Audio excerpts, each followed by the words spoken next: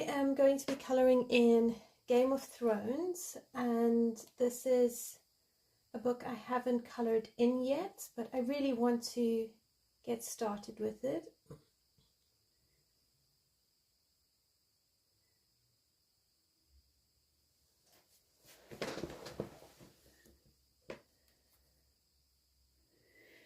Alright, I'm just fiddling around trying to get this to work. Bear with me. Okay, there we go.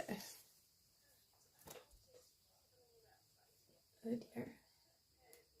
Okay, I've muted myself so there is no more of that. Okay, so book I'm colouring in is this one, the official Game of Thrones colouring book.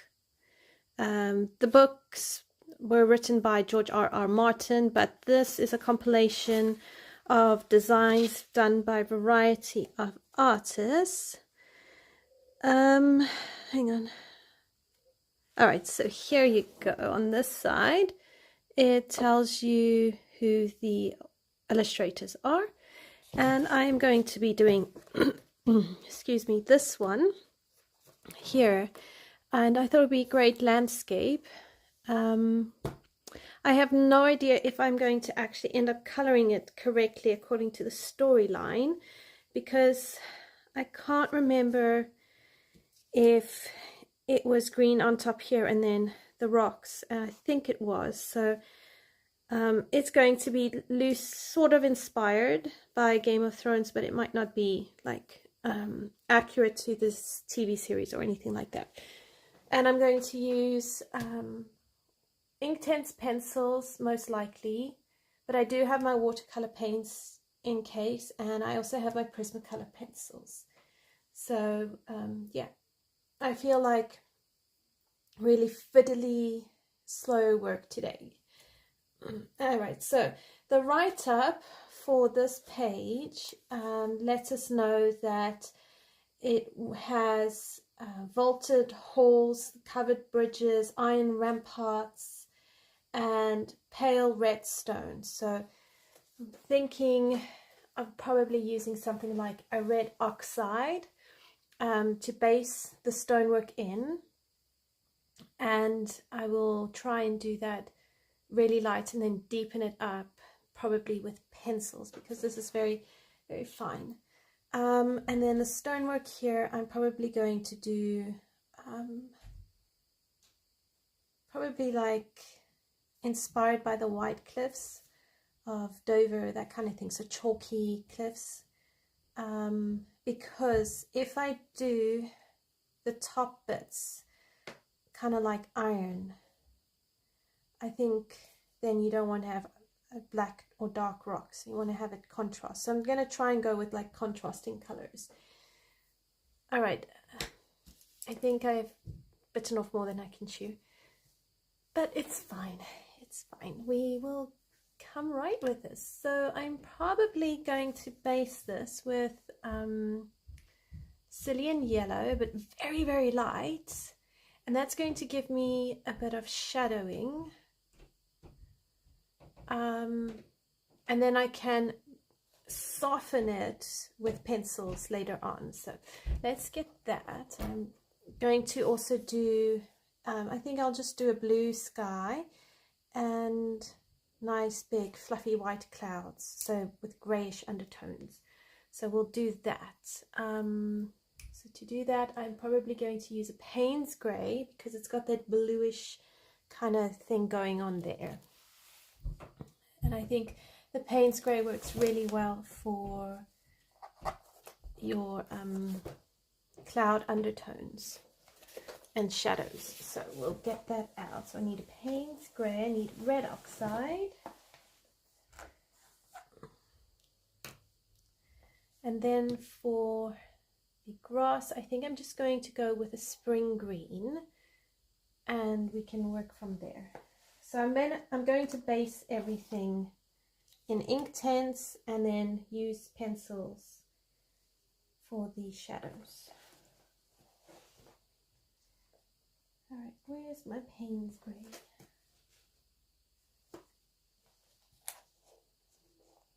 There we go. Alright, so got that out. And then for the sky, We could probably do like a Malibu. Deepen that into a lapis blue. Yes. Okay. So you want it quite dark to begin with at the top and then coming lighter because it does fade.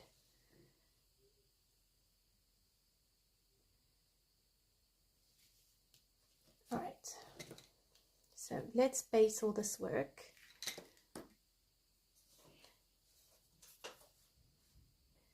And I'm using the Paynes Grey now.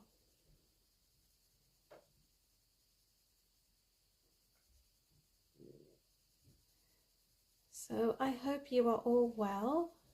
I hope you've had a good weekend. That last week was a good week for you. We've had a very busy past couple of days.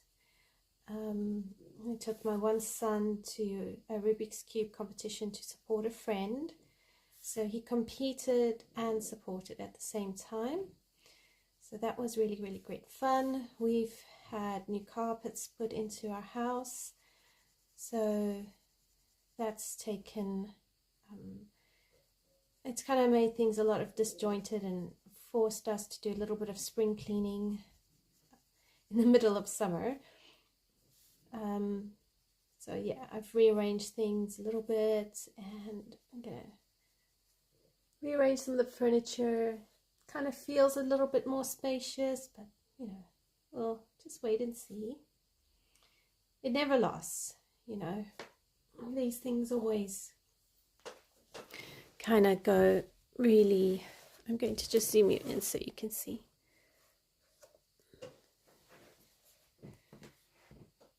I find cleaning never lasts, and before I know it, it's all back to being a big mess.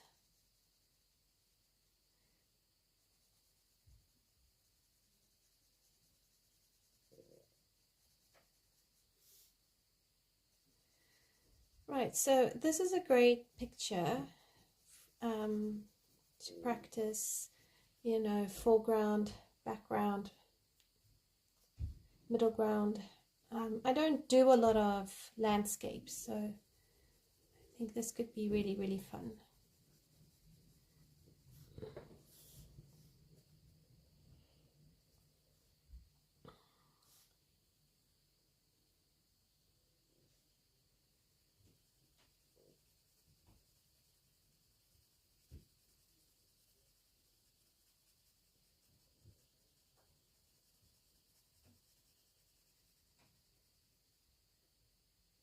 Hi Shani, how are you?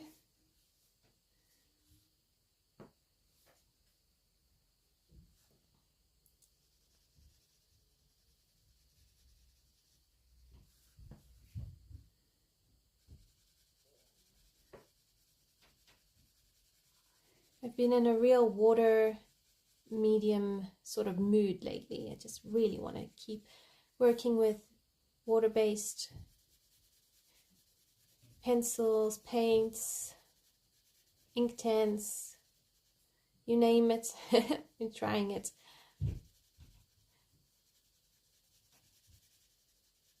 It'd be interesting to see how this paper handles water.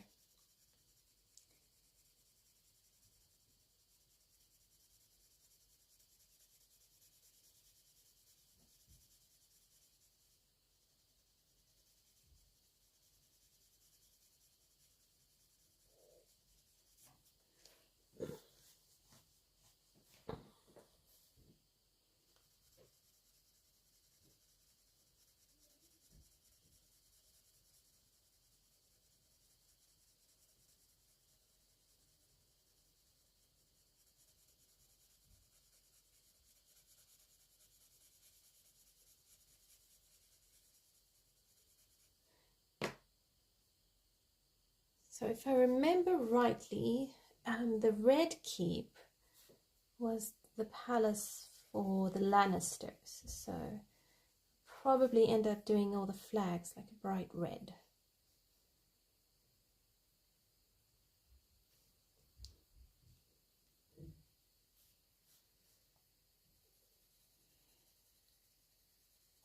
I still need to finish watching the series and read the books.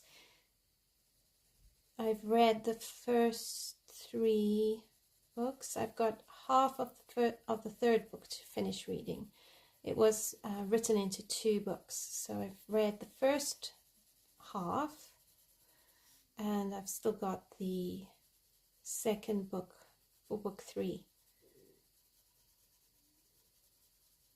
So I might try over the summer.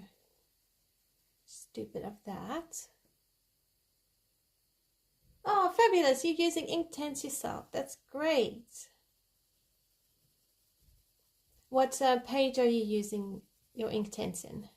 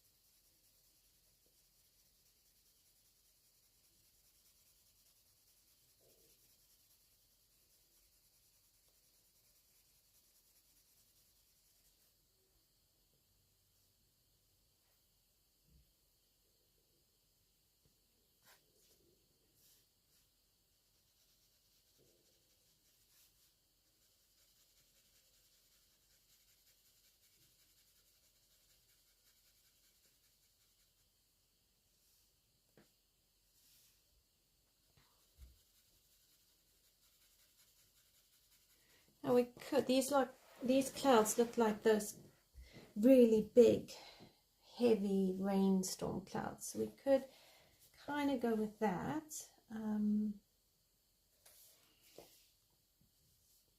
But I think I'm going to leave it sort of along here for now. The thing with clouds, you can make them really dramatic. So, but I think I want to see how all the colors place, and we can kind of go from there. Oh, fabulous! Gnome Sweet Gnome. Is that the Teresa Goodrich one?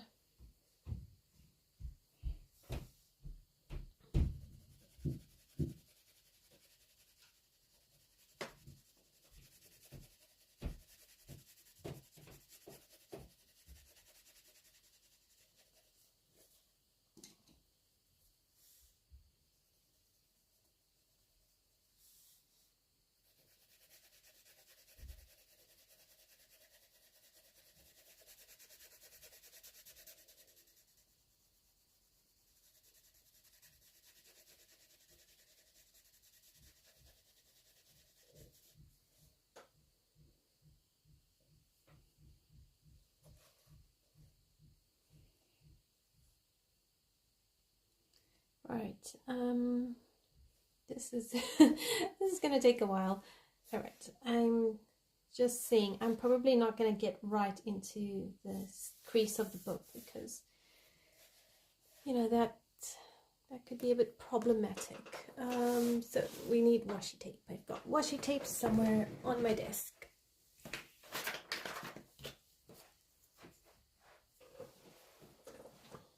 And we're going to come and protect the spine, or the middle of the book.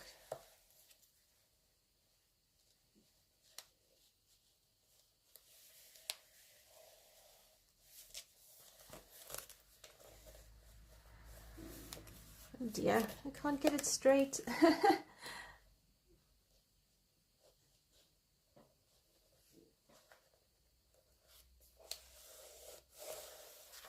Oh. Yeah, never get it straight. Never mind. I just want a bit of a line to protect it.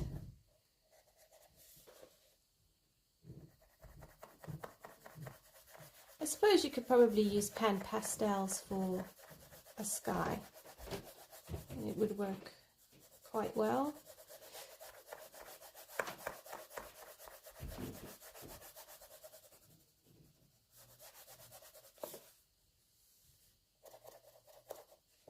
Alright, so I'm just using the lapis blue.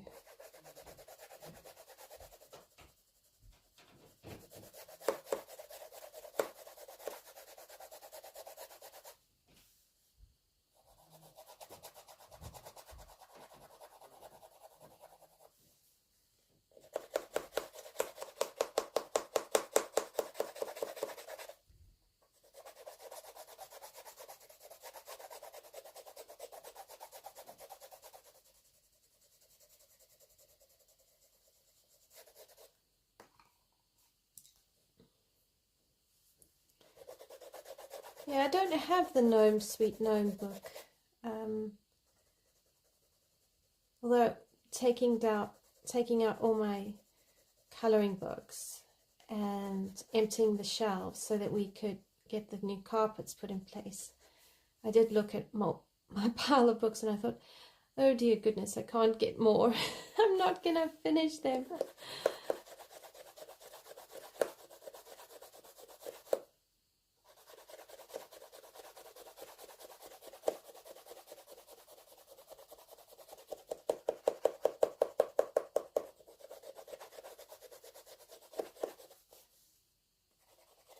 Alright, so just do this really quickly.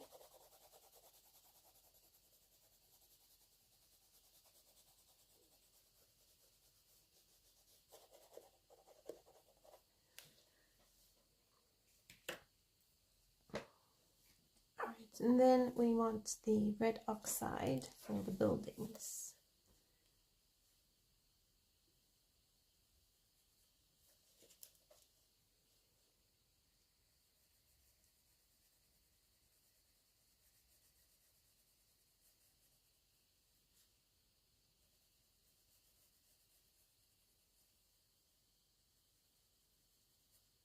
So it's a pale red, and I don't want to use too much. So I feel like because this is quite small, it won't be, you know, overly difficult.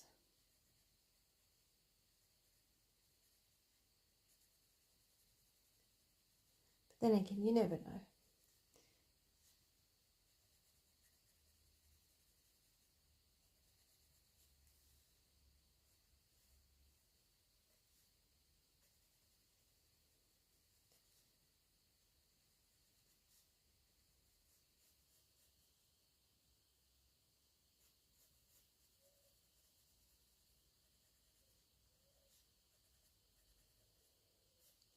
I love watching people watercolor paint buildings. It's just amazing watching them.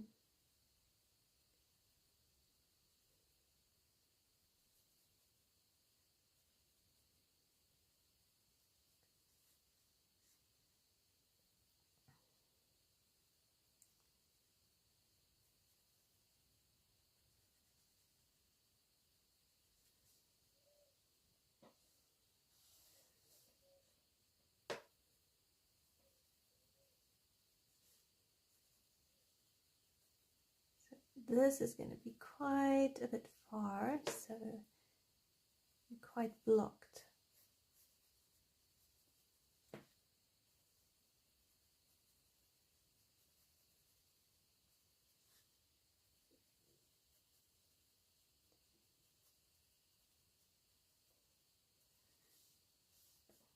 I might actually just use like a black pencil going down there.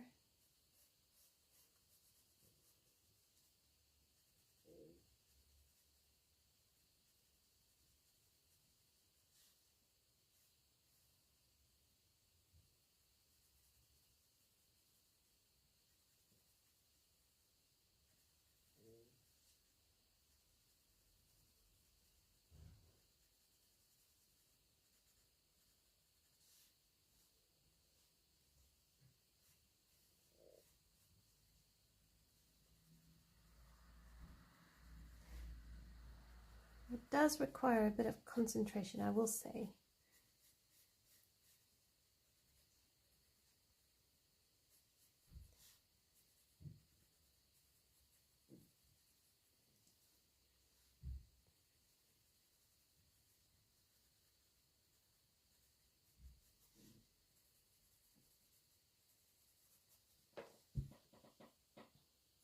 Hi Noelle, how are you?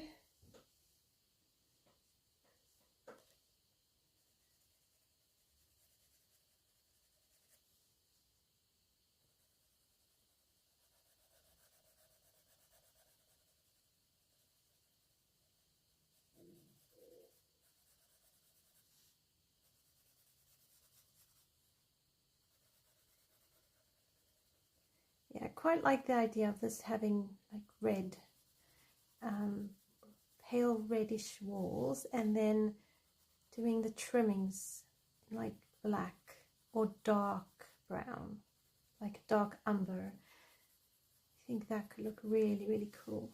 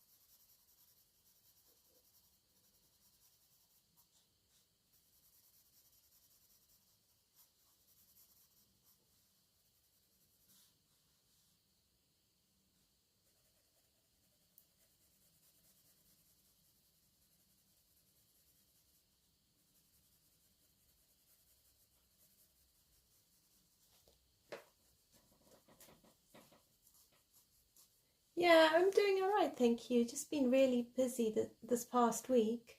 But yeah, other than that, all good. Hi, Ronnie, how are you? Hi, Jody. Oh, fabulous, you're using Inktense too. Jane F. Hankins' Garden Friends. Oh, fabulous. I find Jane F. Hankins has got such beautiful illustrations. Although I do think her work is quite unique.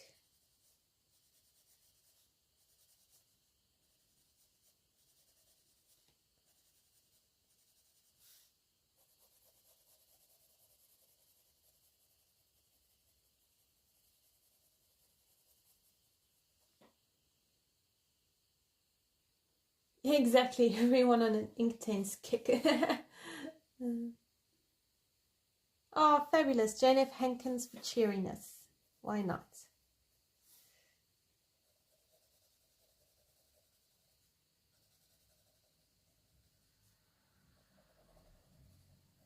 It's an Inktense craze, I tell you.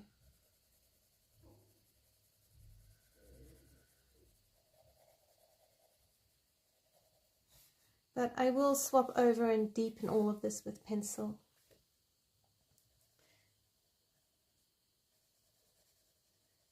As much as my brain loves the idea of painting this entirely in watercolor or water-based mediums, the practical side of my brain is going, use pencils, use pencils.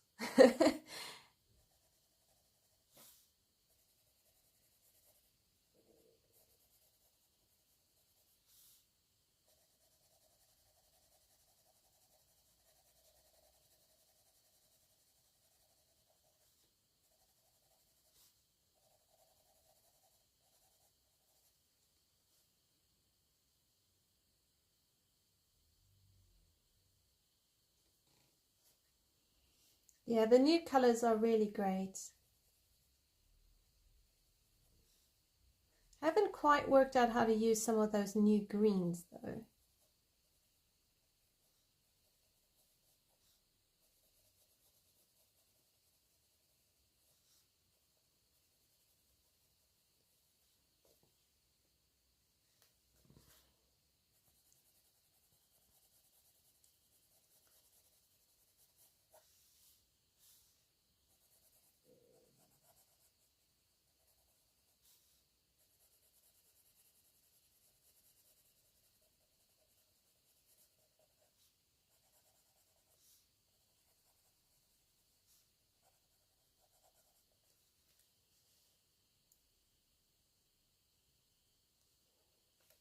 I like the new blues.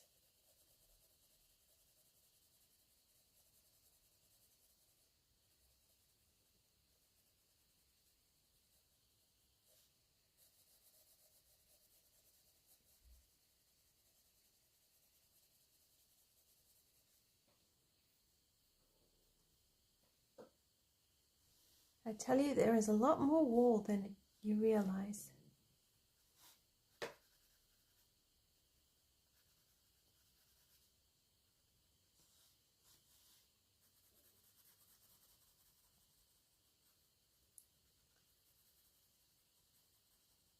You know what I think I'm going to do with pencils is add a bit of green, kind of like make it look a little bit more mossy and weathered, so it's not too squeaky clean. Whoever heard of a squeaky clean castle? And this particular castle, I don't think is squeaky clean on the inside or the outside.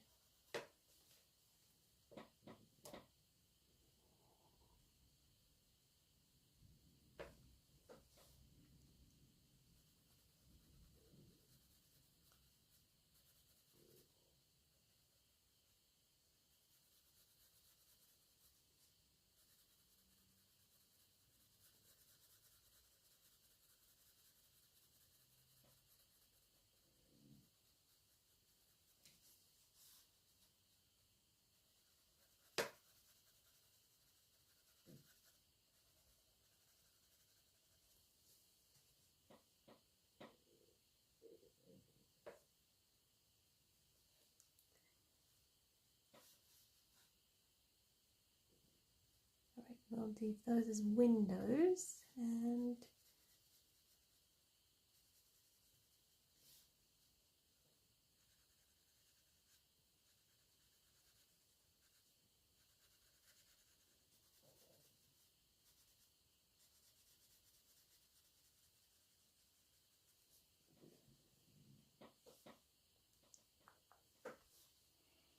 we're getting there, we're getting there.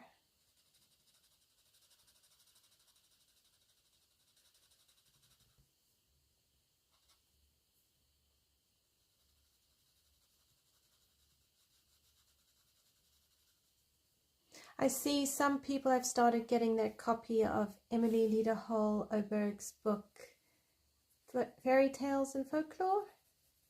So that's quite exciting.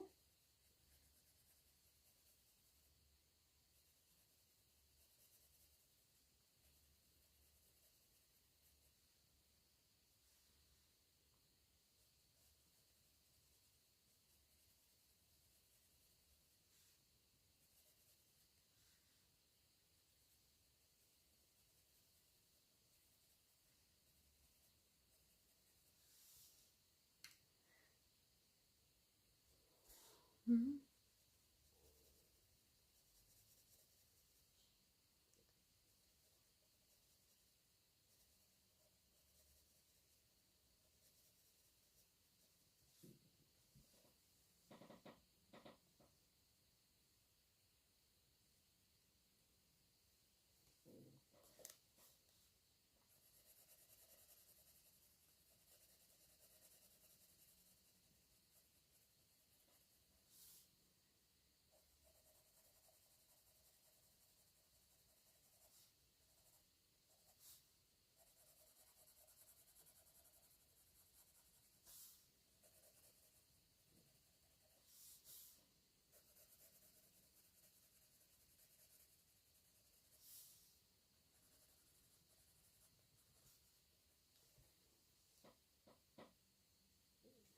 Right, so it's quite a lot of building, but I think after I'm done this, I'm going to quickly activate it, and then we could probably build it up with pencil. So yeah, so besides new carpets, what else have we been doing? We've been taming guinea pigs, and yeah, that's about it really. A few other appointments here and there.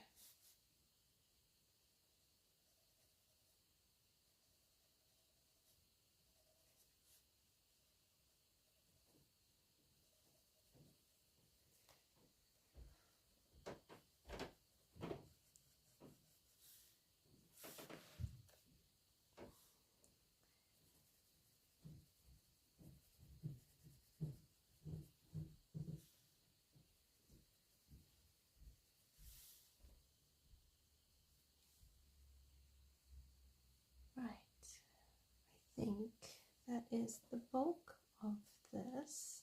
So I'm going to activate this and let's see how it looks. So I'm going to start with the sky.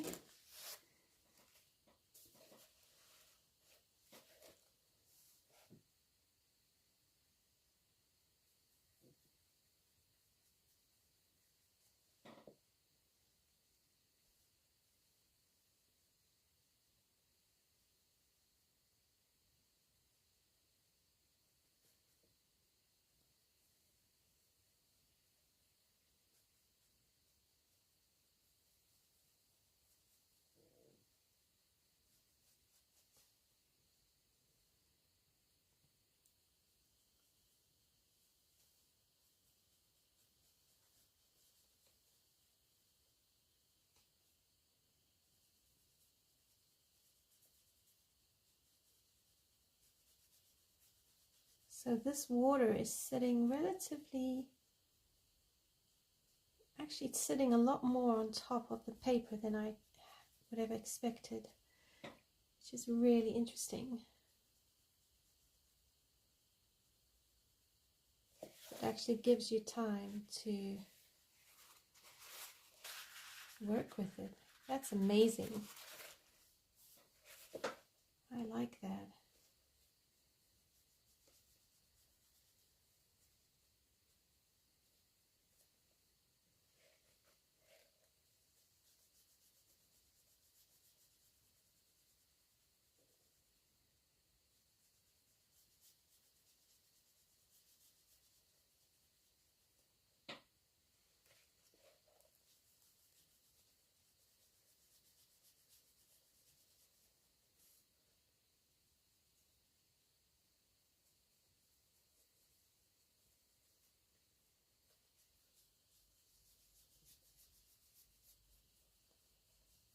It's like painting on a board in some ways.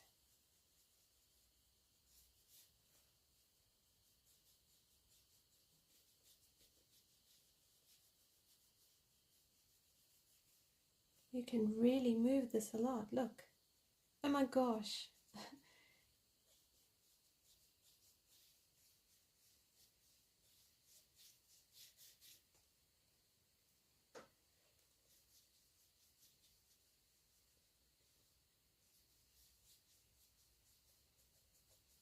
I was not expecting this paper to allow you to move the ink as much as it is. I mean, it is buckling because I've put quite a bit, but it's really fascinating because I'm used to a lot of the paper just absorbing the water, and this is not doing that.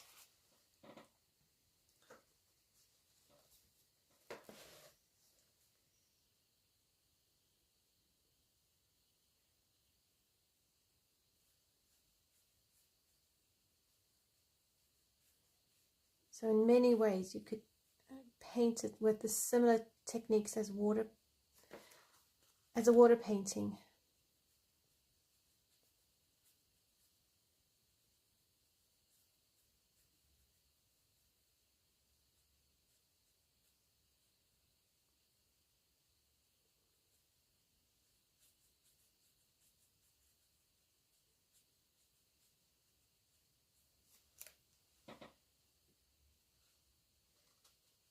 Right, so I will have to use pencils to smoothen the gradient out because I've got too many like streaky lines and I don't like that.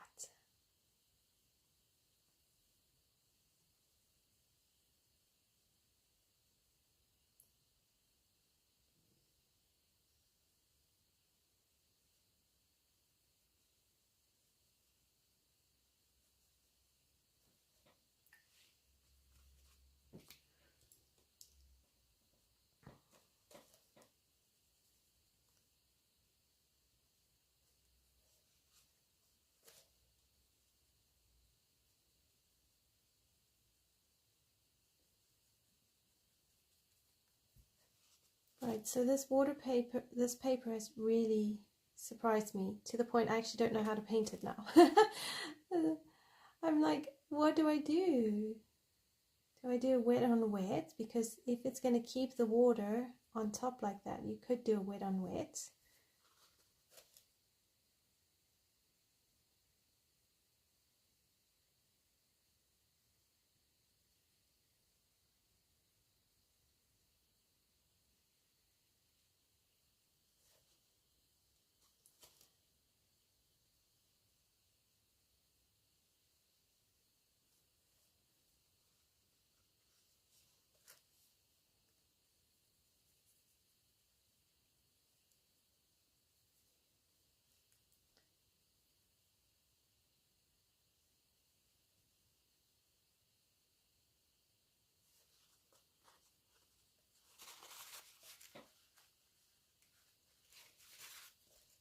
Yeah, I think you could definitely do a wet on wet technique and it would work really well.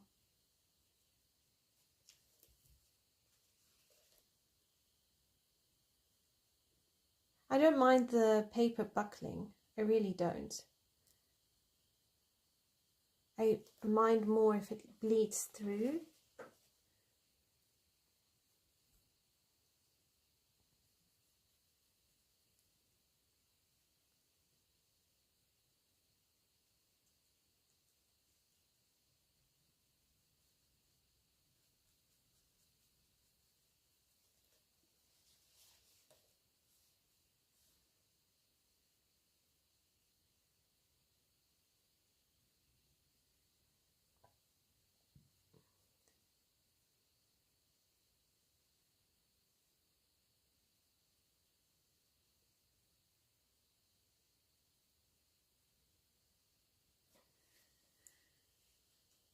How to be surprised by paper very quickly.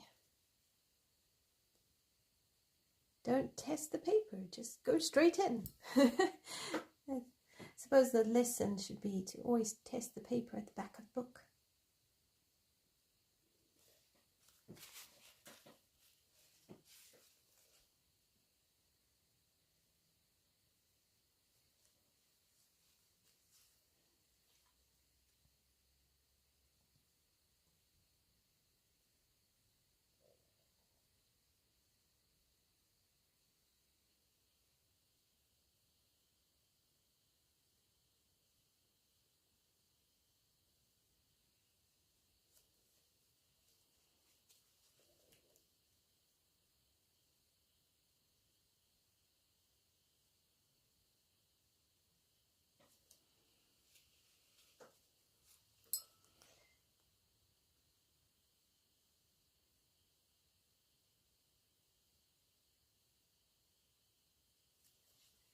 Definitely need one of those real, like, thin precision paintbrushes.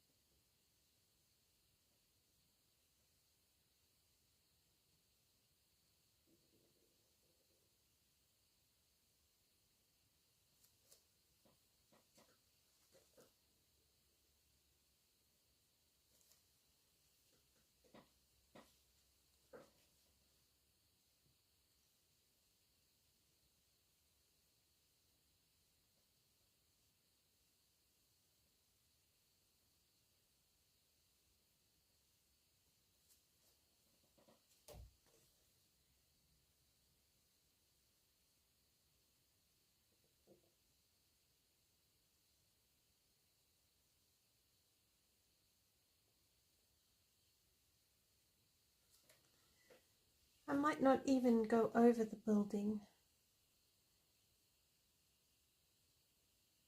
We'll see. I think it gives it a nice weathered look.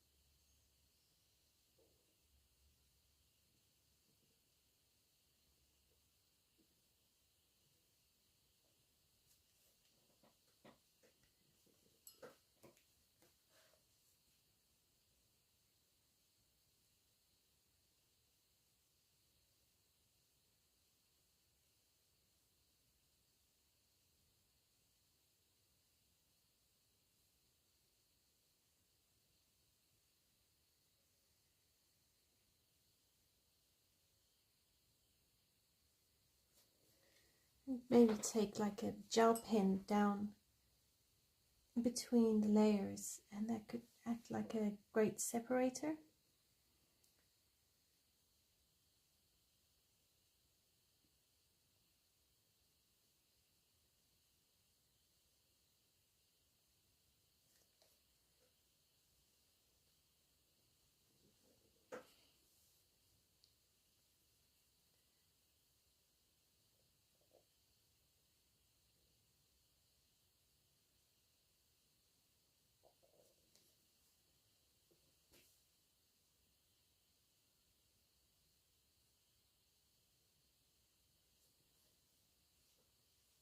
It is an unusual, I suppose, style of picture to color, because we normally I watch people color people or animals, flowers, trees, cute things. You don't often see people coloring buildings.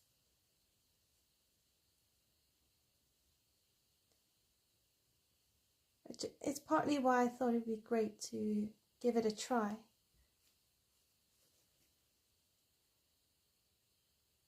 mean, the whole reason I bought the book is because of the landscapes and just the different approach to colouring. It felt very different to some of the other books I normally colour.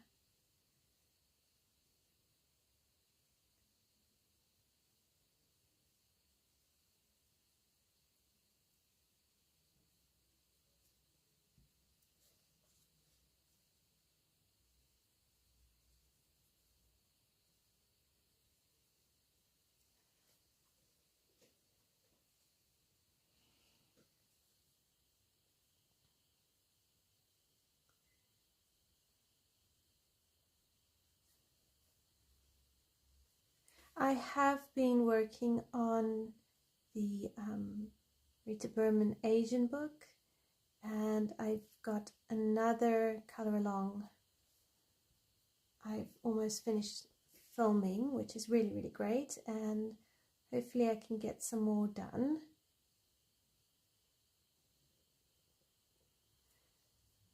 Before September. So yeah, it's a lot of fun stuff happening. Has anybody got any plans for the summer?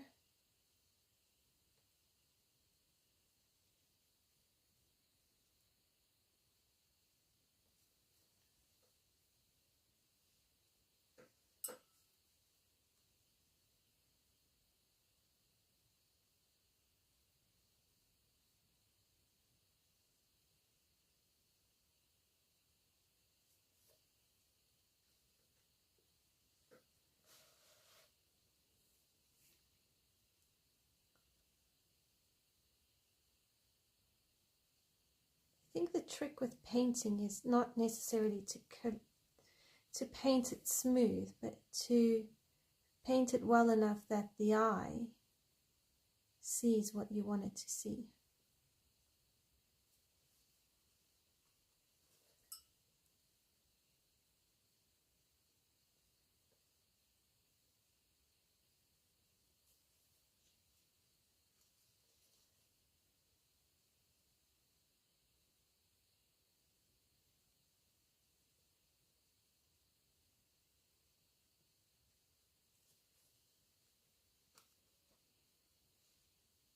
Oh, thank you. Staying cool and out of the line of fires. Oh yes, that sounds like a good plan. Do you get much fires over the summer?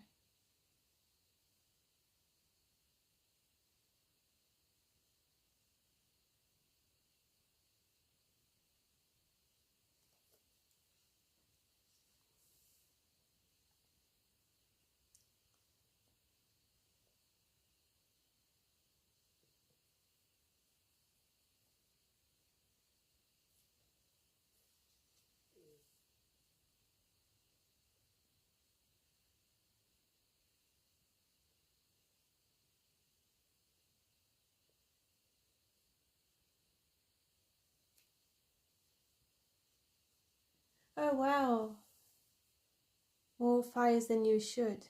It's quite intense. Well, hopefully you don't get too many this year.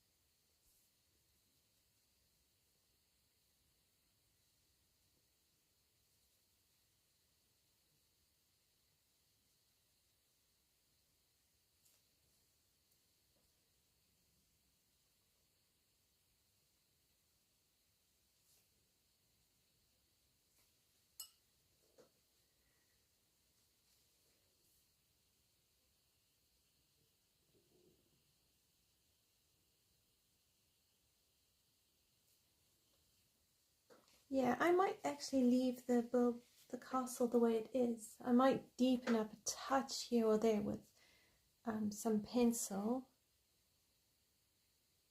but I don't think I'll have to do too much more to the building.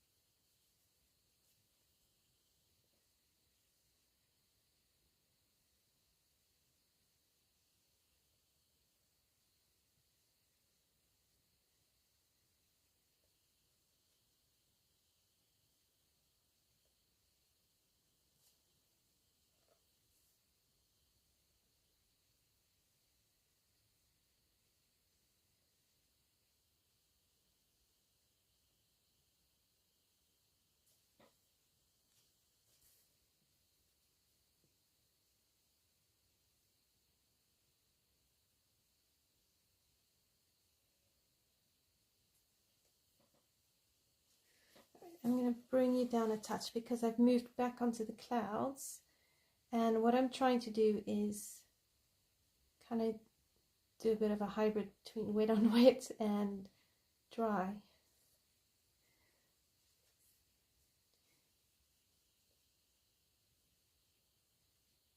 The nice thing with this book, the pages are kind of single-sided because you've got the writing on the opposite side, and I don't mind too much if the writing gets, you know, marks on.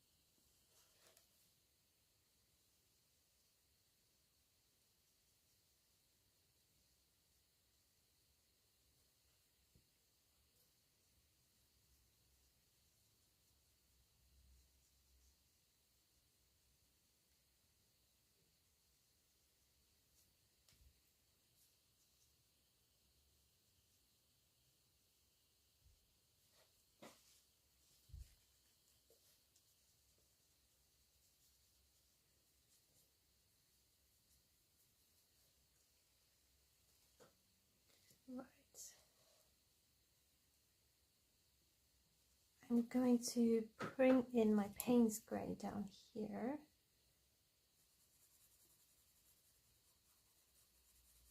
Because I think that this could be quite stormy. And it would probably look okay.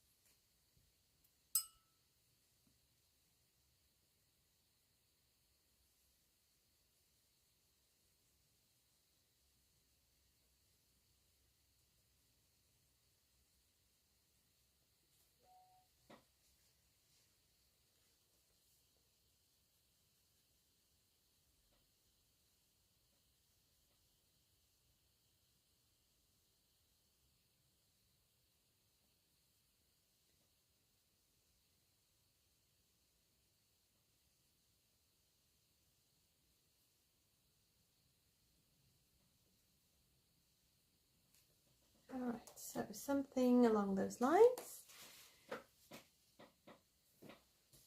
And then we'll go back to the building. Oh, I tell you.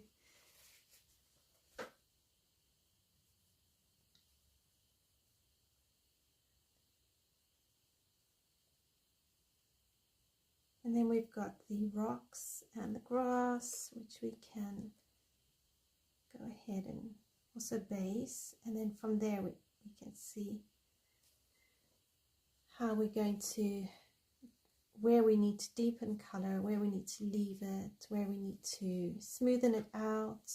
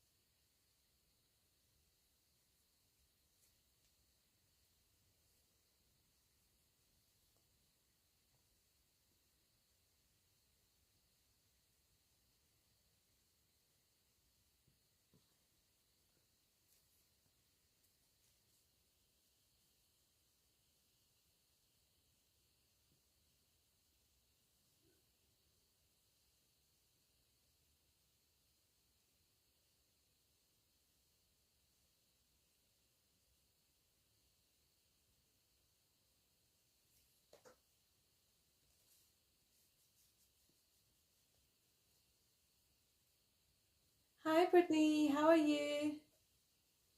How did your errands go?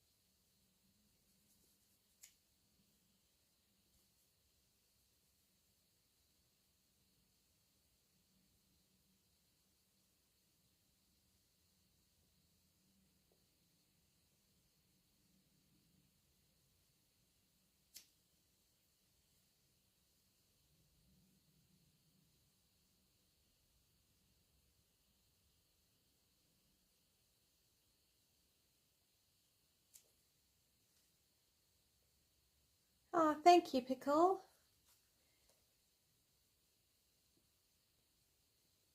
It's getting there, slowly but surely. I think the big win is the fact that I'm actually leaving white spaces. I've really struggled with Inktense to leave enough lights. Sometimes I don't judge how rich the pigment is, and then I will intend to have a highlight somewhere, but then I haven't eased up enough on the color to create the highlight. So I find I have to be a lot more intentional when I'm highlighting with Inktense.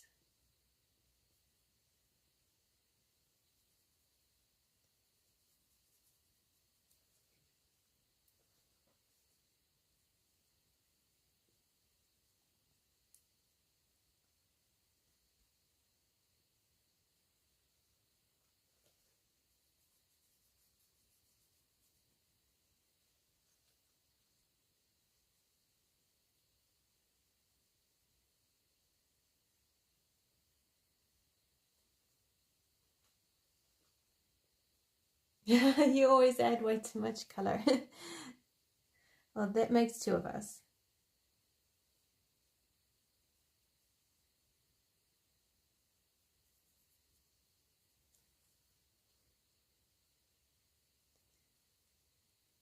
I did set it as a bit of a goal this year to work more with watercolor and really try and overcome sort of like, it's not a fear of watercolor per se, maybe it's more a bit of an anxiety towards it, or an intimidation, I'm not sure, but I wanted to really try and conquer that a bit and work with watercolor a bit more.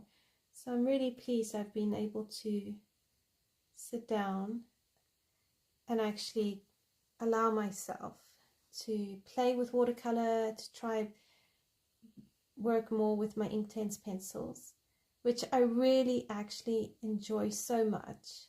And the only way to get better with them is to actually use them. So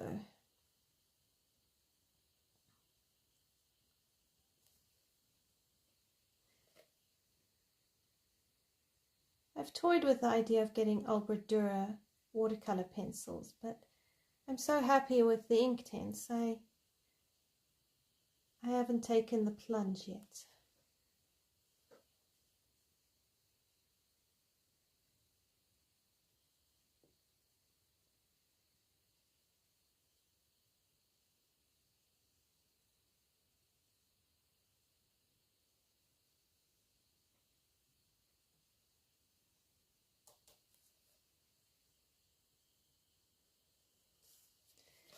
Let's scoot it over a wee bit.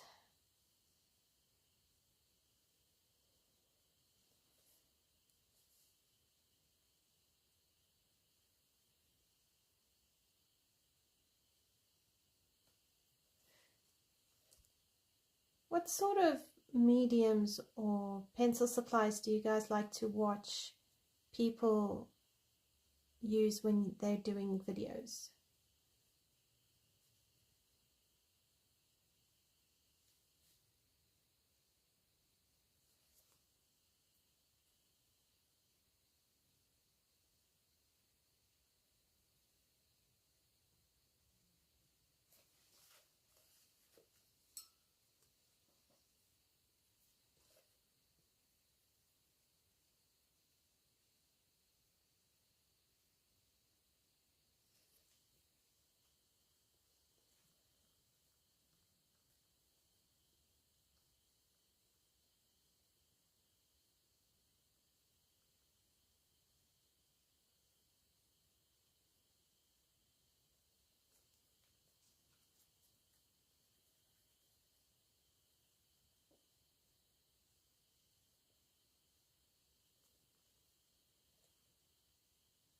I am using Inktense pencils.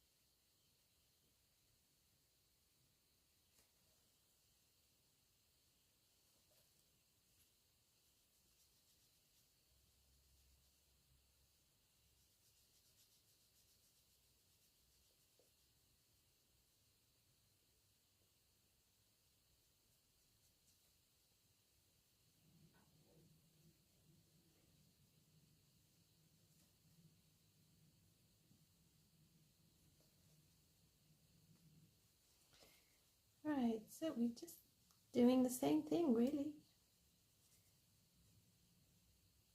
I think this is a nice color. I think it really matches that pale red stone probably quite well.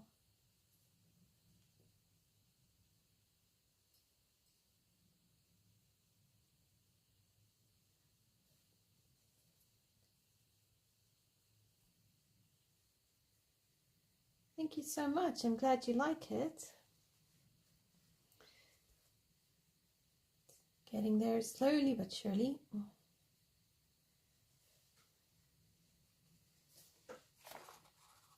And yeah, as you can see on the other side here, let's see if I can show you.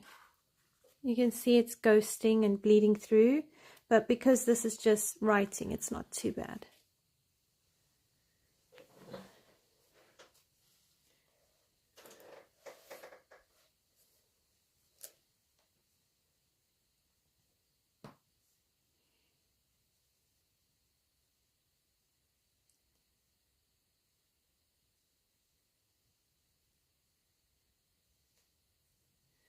All right, I'm almost done, and then I'll move on to the rocks and the grass.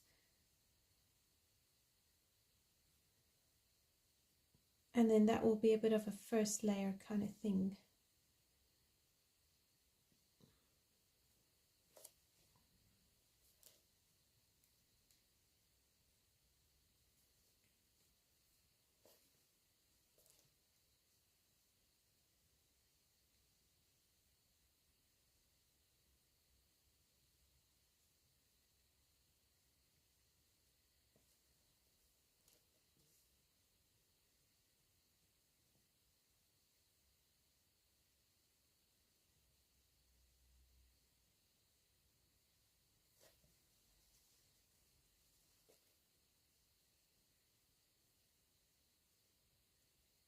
And then you've got the seabirds as well, which I think, you know, if you just add a little bit of grey, I'll probably use pencil for that.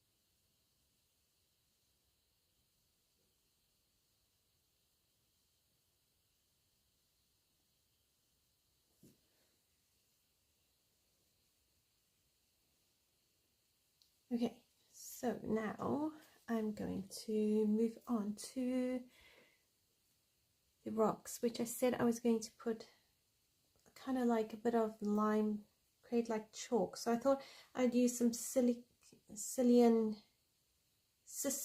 Yellow. So let's bring it along here.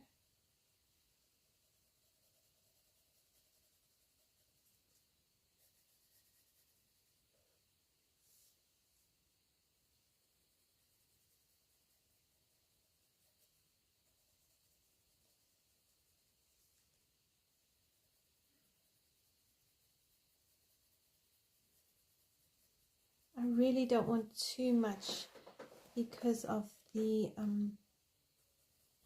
I don't want them to look yellow. I want them to, I'm trying to make it bright, so I'm probably going to mix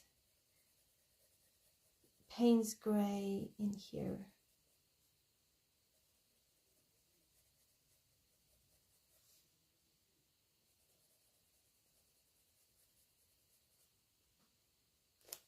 Hang on, let me make sure you can see me.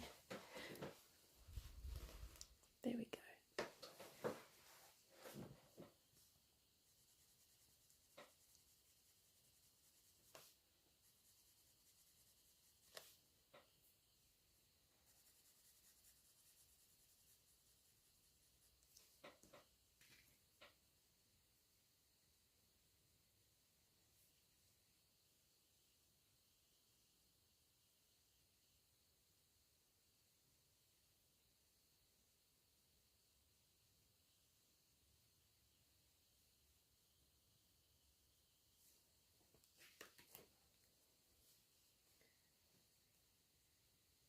I just missed some blue in the sky, so I just quickly wanted to go ahead and touch it up.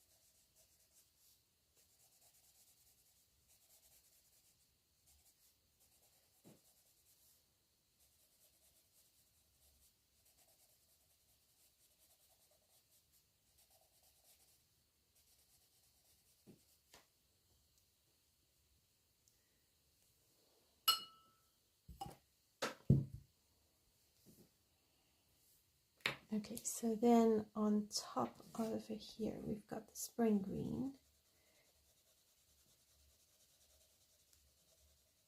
I suppose it could be more like gravel, so you could probably put gravelly bits in here.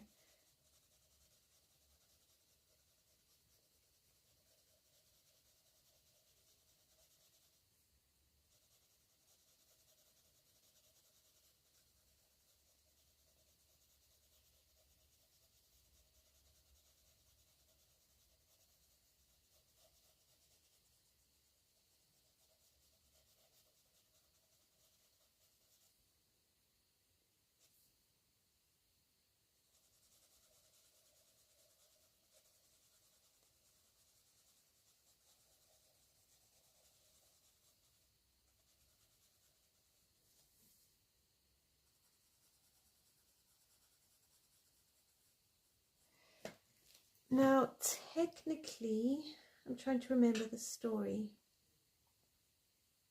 It's been about a couple of years since I read Game of Thrones and watched the couple of seasons. So I'm trying to remember. I think it's been a long, cold winter. So I suppose technically this could be snow. But I'm fuzzy. So I'm just going to make it green, because I think that the green will look really nice.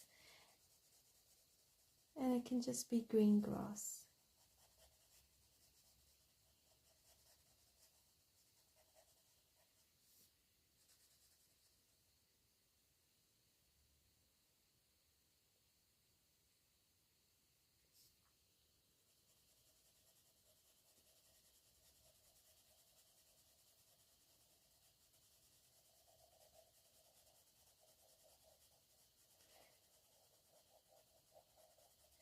It's definitely does not Narnia and The Lion, the Witch and the Wardrobe. Sometimes I can get my stories muddled up. I have to remind myself, no, it's not that story, it's the other one. And I've been reading Alice in Wonderland to my younger boy.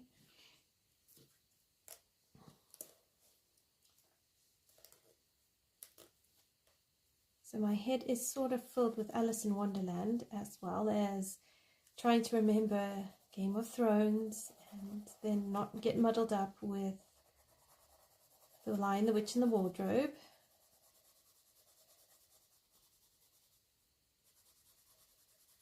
And then on top of it, I've been reading, what's it called? Mr. Midshipman Hornblower, or Horatio Hornblower. It's the first in the series by C.S. Foster. And then somewhere else I've been reading Man Alive by J.K. Chesterton.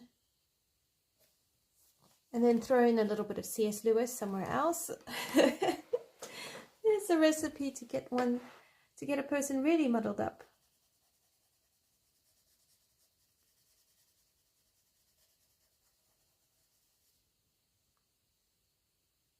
That looks like a fist, like knuckles. Okay. I want a bit of Paynes Grey just along here.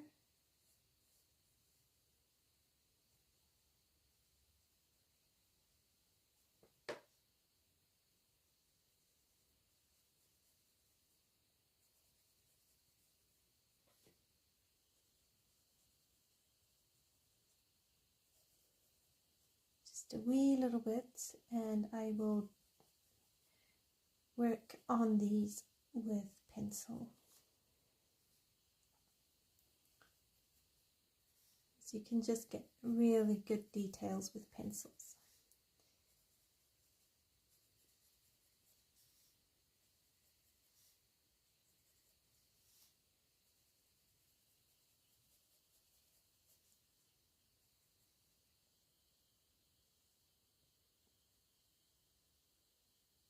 Oh, fabulous. Alice has his last primary school play. That's so cool. I know, right? There's the hand. I mean, I don't think there is a troll, but yeah, it does. You know, in this book, anything could happen.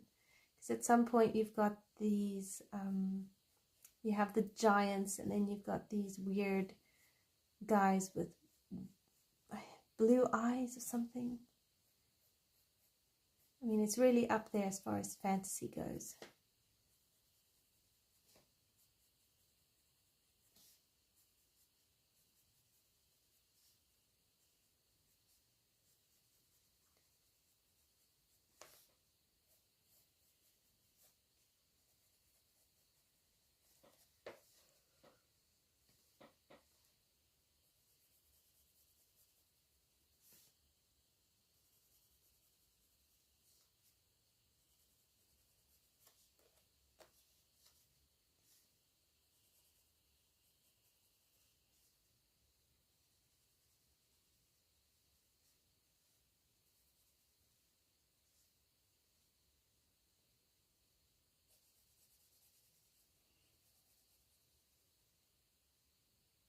You've never watched Game of Thrones?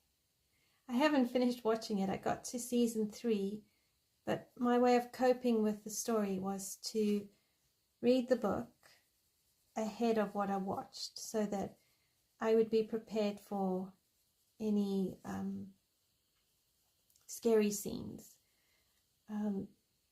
What I do find with it, though, it does have a lot of swearing, but the swearing actually doesn't bother me, because it kind of comes across as sort of just the way they talk, almost like it's part of a dialect. There is a bit of sex in it.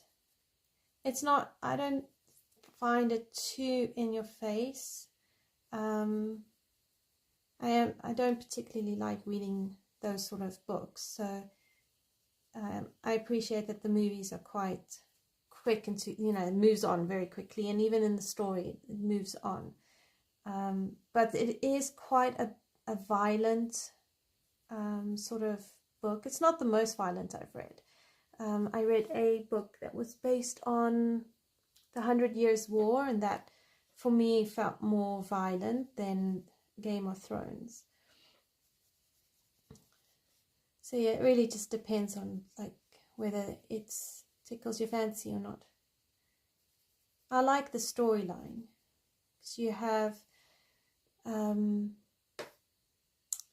think it's like 7 clans, and they all fighting within themselves. So they want to become a dominant, like rule all of them, the one clan to rule all of them. So you have, it's almost like a civil war breaking out, and you've got dragons come into play, and it's a very clever story, and there's some very deep characters, so I quite like that. But I do sit and watch it kind of with a pillow in front of me, and then every so often I quickly duck. I duck behind the pillow, because I'm a scaredy cat. Some things just don't work, and I can't bring myself to watch it.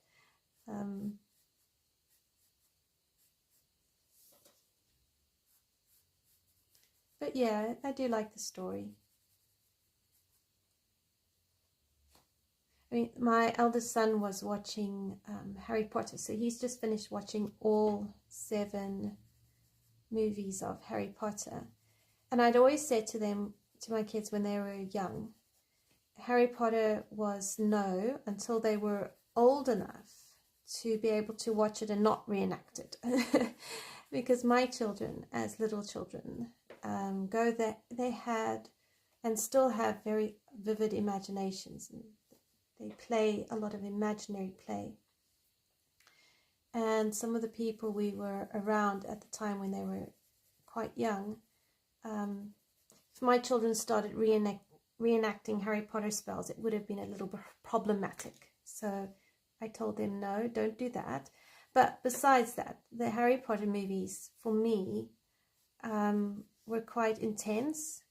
And I just wanted my boys to be old enough to handle the intensity of the movies and not be overly scared or frightened by it.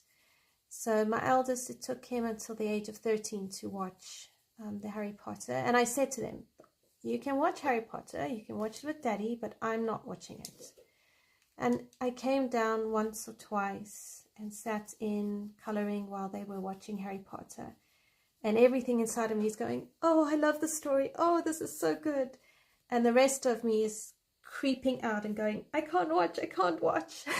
These creatures are too creepy. So I really do struggle with certain types of movies, certain things in movies. And it doesn't matter how much I love the story, I can't watch them. Or I need to watch it, but then I have a pillow and I hide behind the pillow until I feel I can cope with the rest of the story. So it's just one of my things, one of my quirks.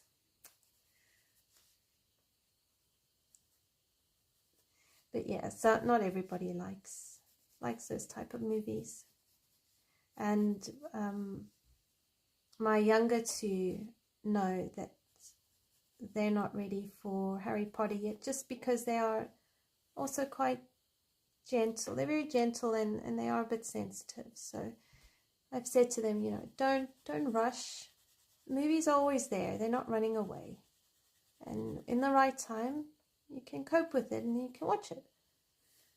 But there's no point watching something and getting scared.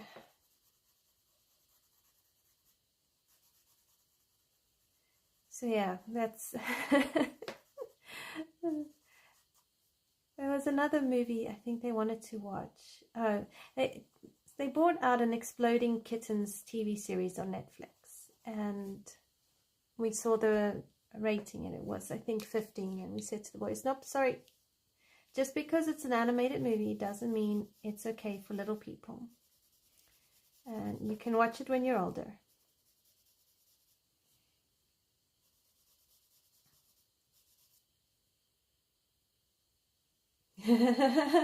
Exactly, a pillow will protect from everything.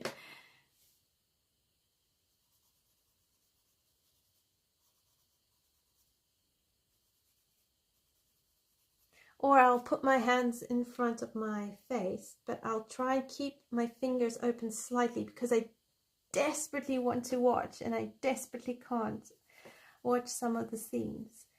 So I try block the picture enough with my hands so I can try convince myself that I can watch it, but not watch it at the same time. It's very funny. My husband gets very amused by me.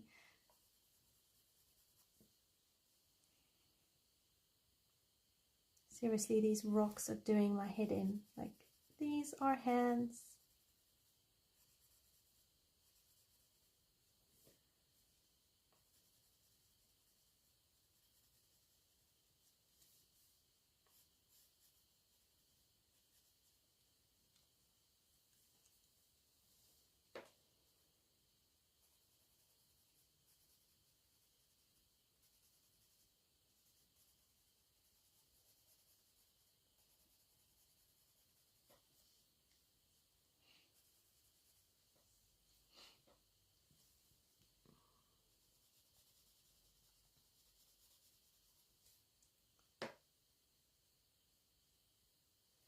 Okay, I think I'm going to pause here and I'm going to activate up here because I can always finish the finish things off camera. I don't know if I'm going to get to pencil work today.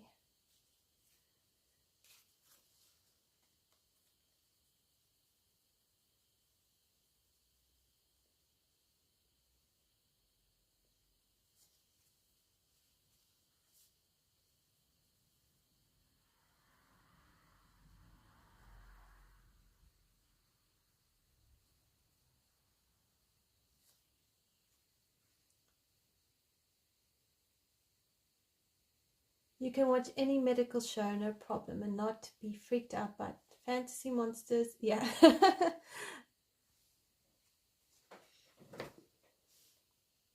I hear you.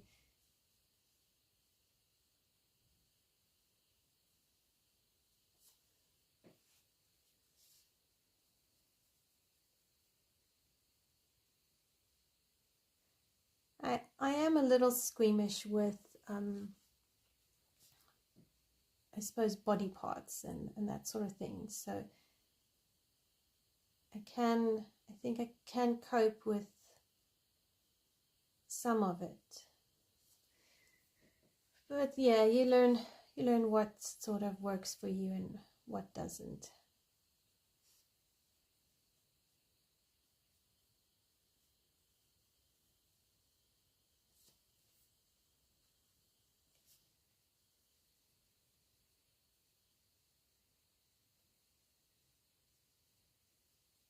So this color palette is definitely a red, blue, green, yellow.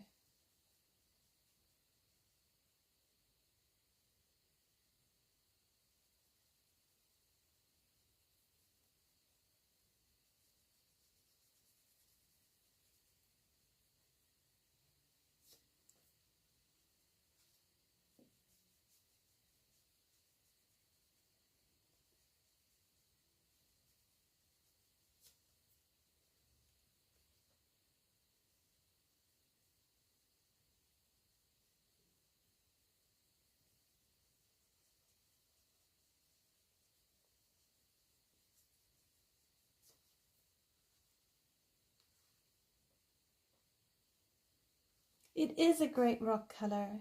I like it because the Paynes Grey adds in the shadow area. The yellow kind of gives it that brightness.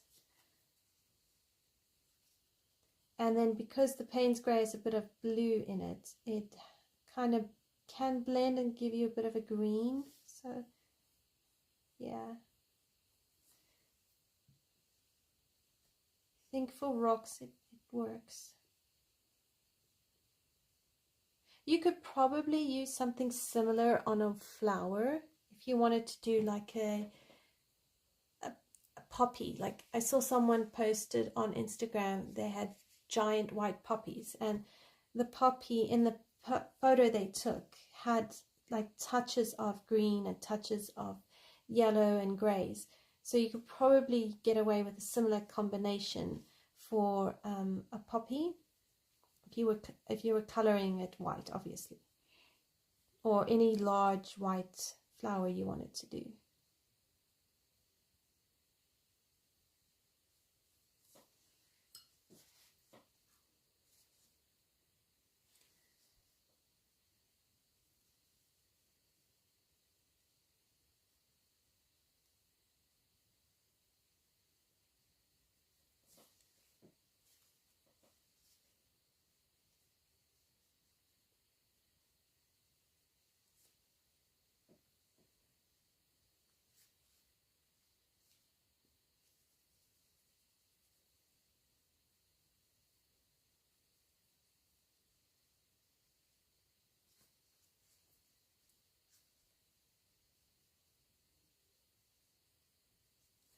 You could definitely use watercolor paints in this book. It might bleed through to the other side of the page, but I think you could really be able to paint landscapes in here.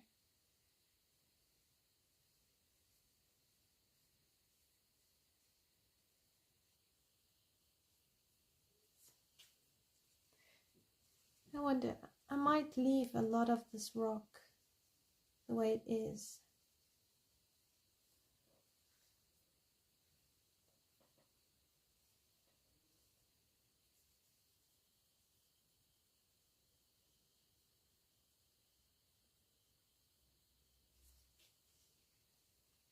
I still find with watercolor I struggle to accept the pale washed out kind of look, as opposed to pencils where you can get a really rich, vibrant color going with pencils.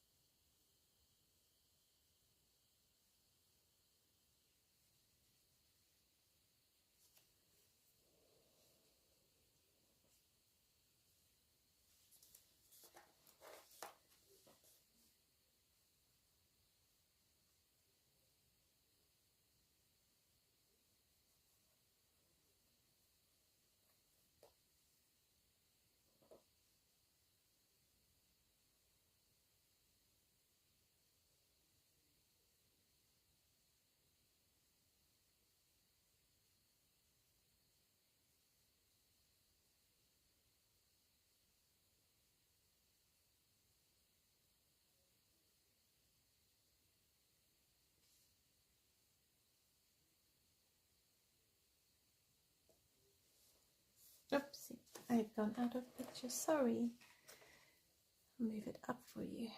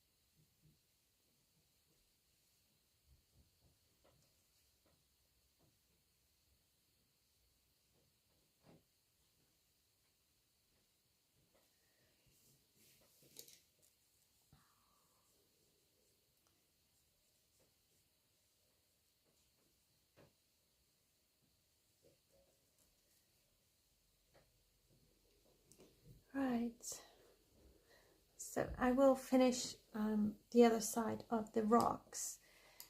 I'm going to remove this tape,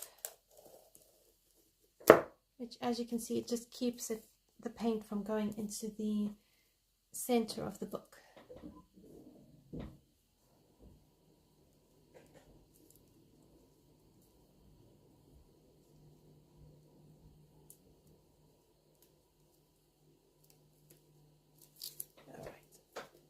So then I think I'm going to switch to some Prismacolors, and I'm going to start working a little bit more on just smoothing out some things.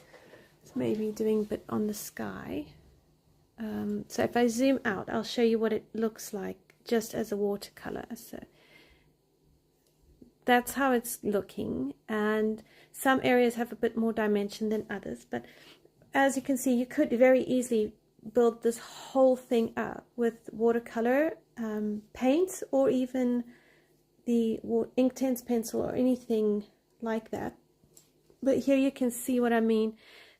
It was sitting on top and it wasn't actually blending out smoothly, so I need to go over that with pencil, or even if you wanted to, you could go over it with another layer of paint. But because it's already like buckling, I don't want to put too much more water on it. And then on the other side, you know, it looks like that.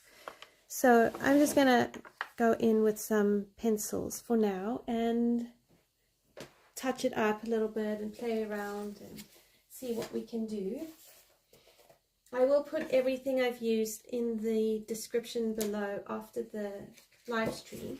So if you do want to get any of the color combos, you can. Or if you want to get your own copy of the book, or have a copy of the book and you want to color the page with me, then you've got all the colors I've been using. Okay, so I'm going to get out a cerulean blue, and I'm just trying to see if I can match the color.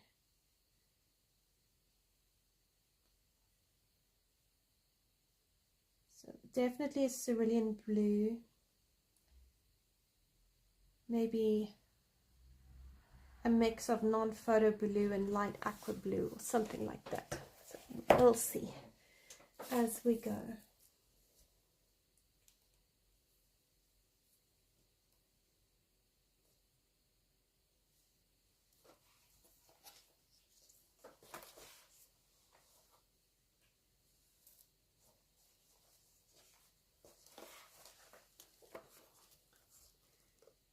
Alright, so I'm just trying to find my blues.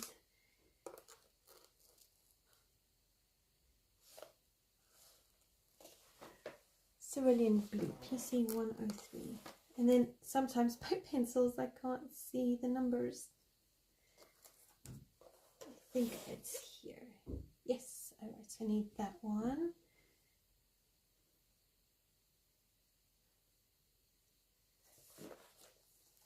I've got pencils all over the place. I mean, I even have them in a jar.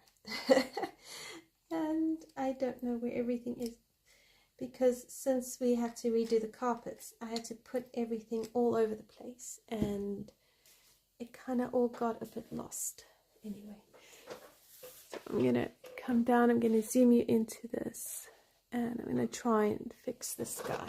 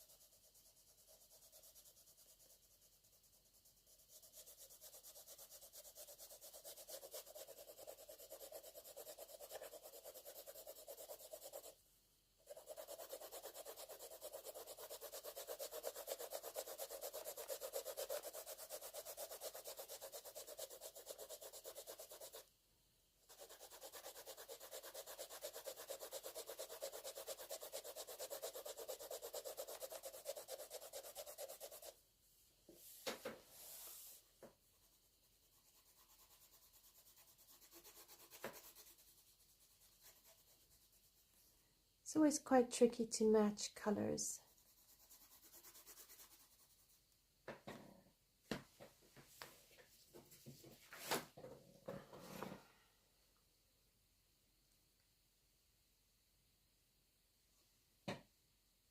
So I've got PC 103 and PC 903, which is a true blue.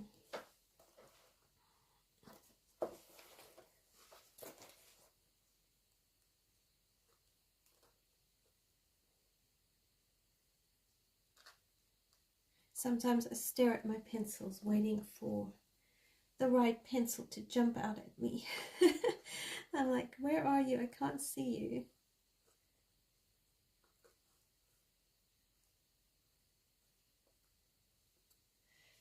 And then when you have your pencils in all sorts of places, it gets even more confusing.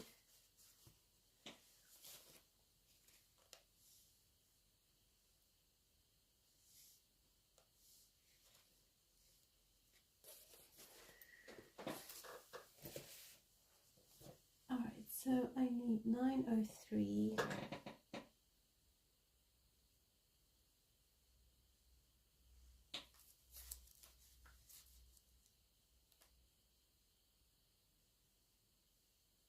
Hi Renee, how are you? Oh, I don't know if I would trust Temu either with pencils.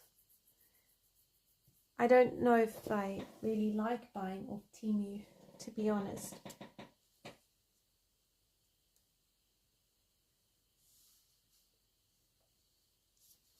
$903 and $919.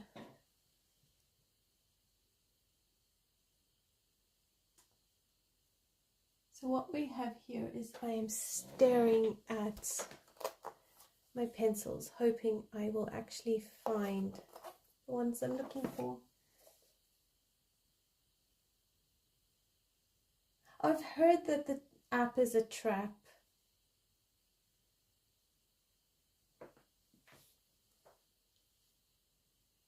It's good to know that you've bought pencils from them and it's been good.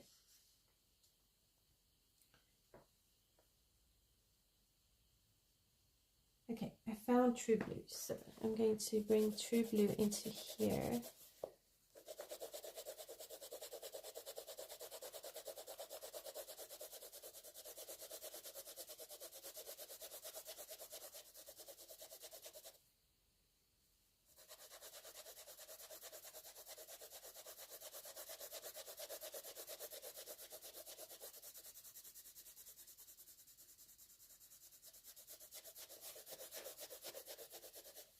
So here I'm probably going to have to use like a blending pencil or maybe an alcohol blender, alcohol marker blender.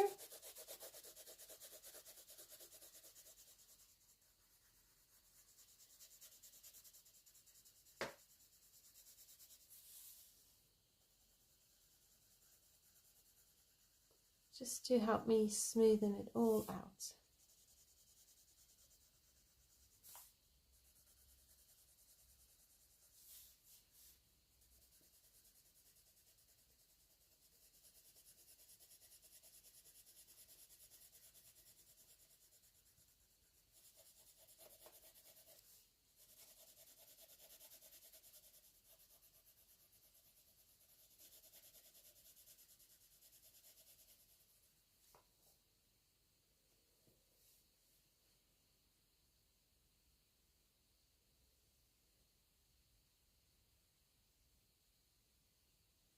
Oh wow, that's a good deal.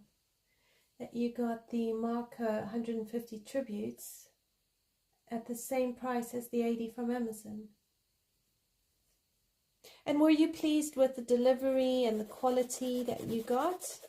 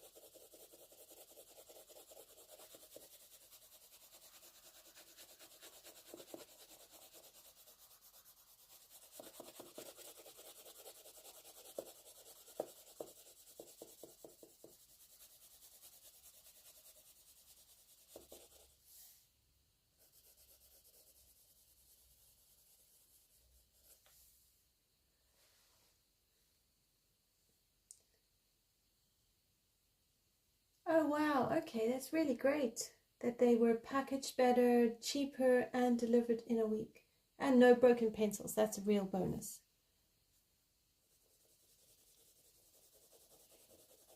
Would you buy more of the higher quality brands off Temu, or just the more budget friendly kind of ones? I'm not very familiar with the Marco sets.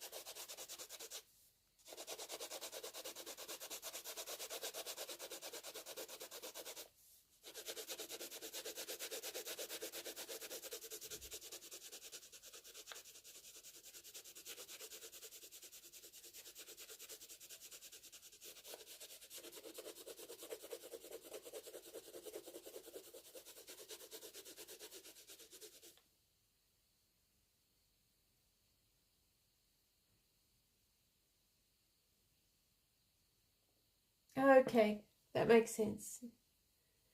You haven't seen many of the higher brands on there. And fair enough if Prismas aren't your thing. So if you don't use Prismas, what pencils do you enjoy using?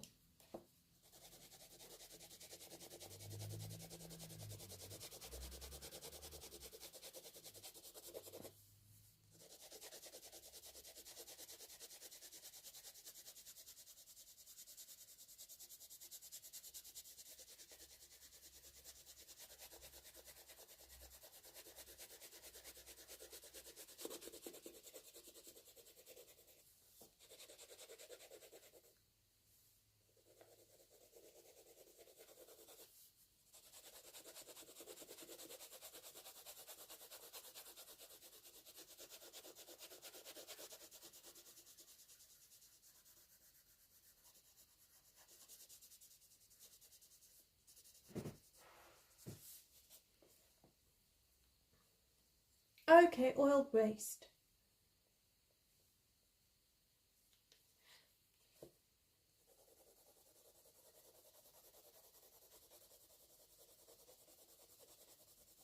I love both of them. I think oil-based pencils and soft core pencils really, they both have their place. And depending on the paper,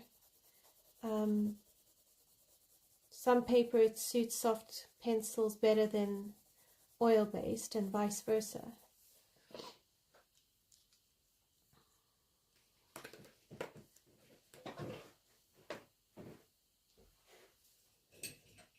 Right, so I have the Winsor & Newton Pro Marker brush blender, which I haven't used in a while. So let's see if I can come right with this one.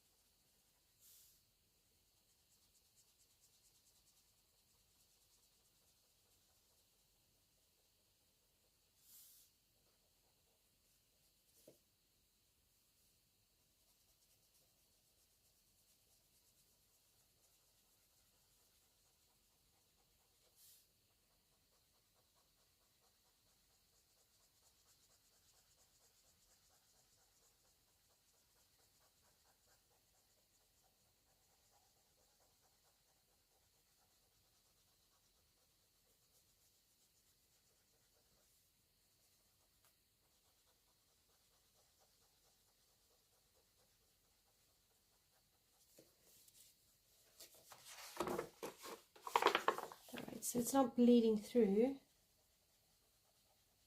I have to remember it takes a while to blend this all out.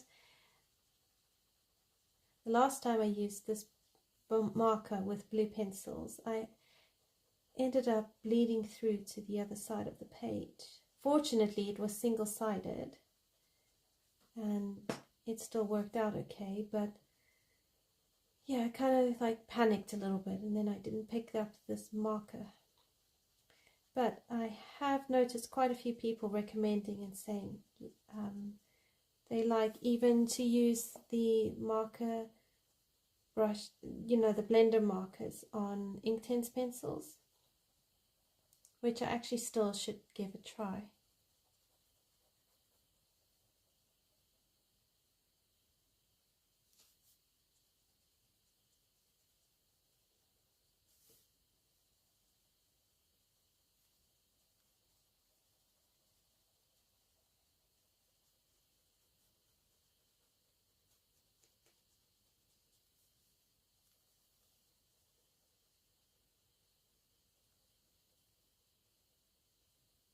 Oh, definitely.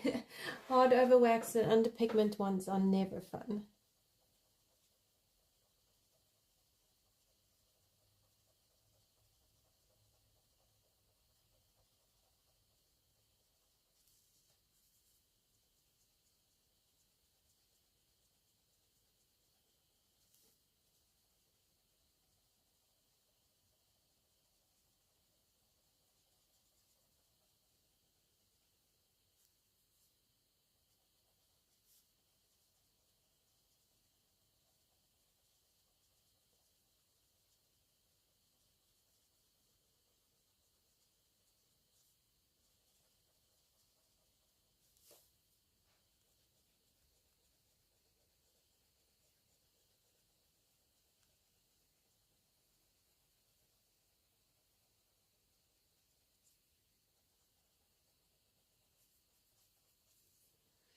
I can't really tell if this is really working.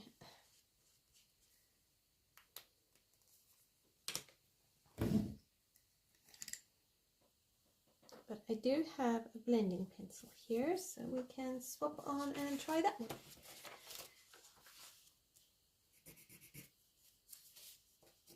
You just have to make sure it's clean first, otherwise you end up blending all sorts of rubbish onto your page.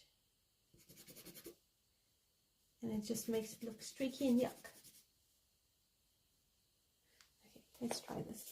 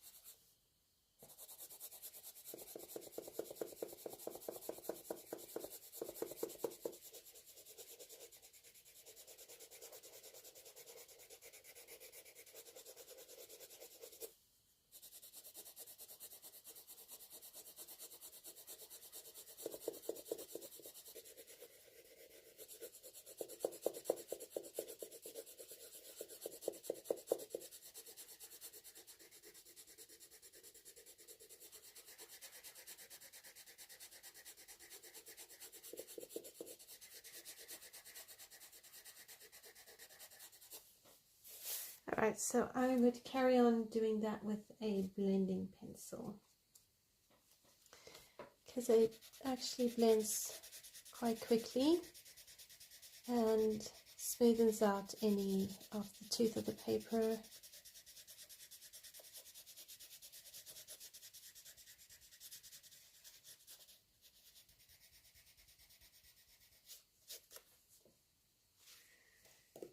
Alright, so then let's have a look at blending out some of these clouds and deepening them up a bit.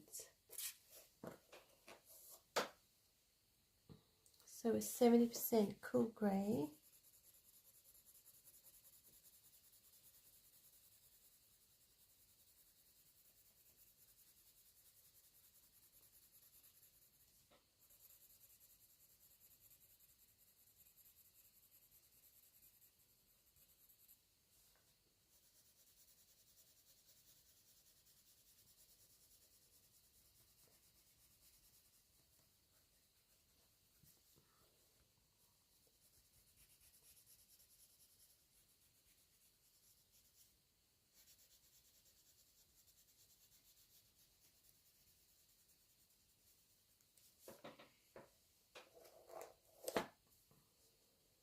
and then a 30% cool grey.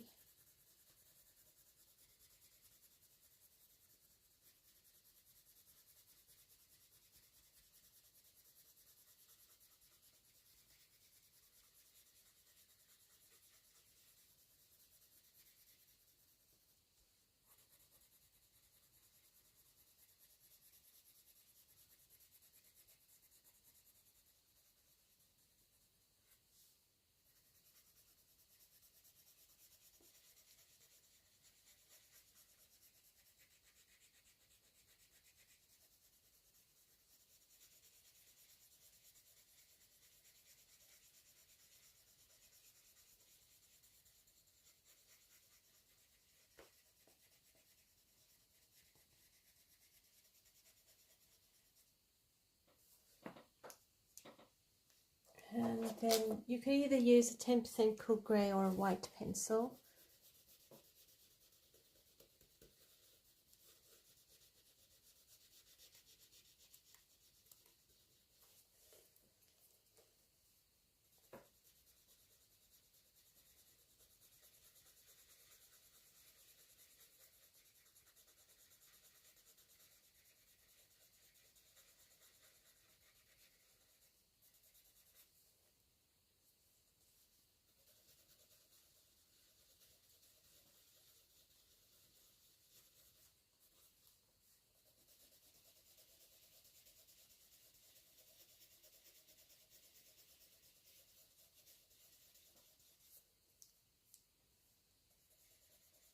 So I'm just trying to go over my harsh lines and just try and make this look a bit more smooth and fluffy.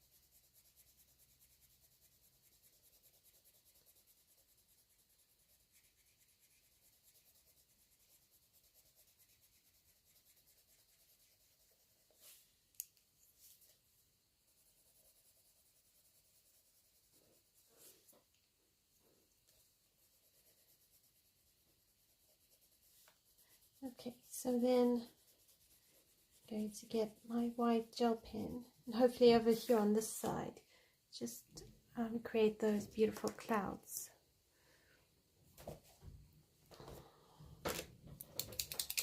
So you could use a Posca pen or any other pen you want.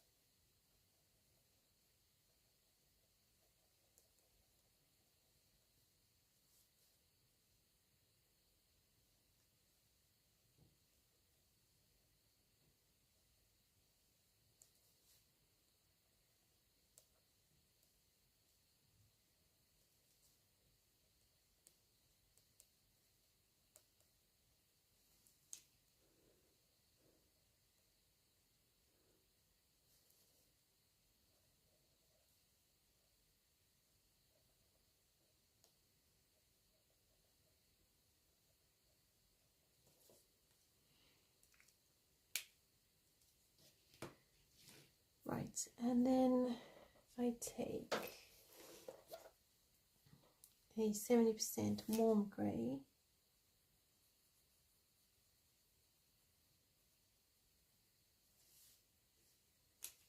which I think would lend itself really nicely to like that wrought iron kind of thing going on here.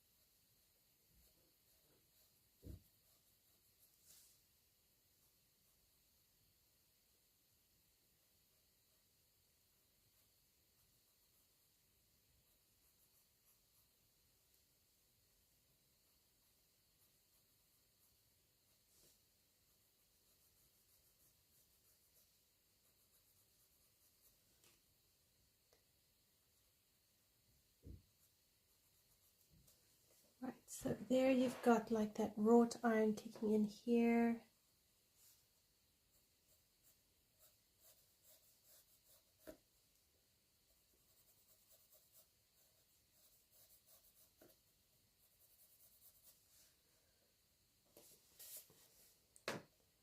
And then these sort of like stone things.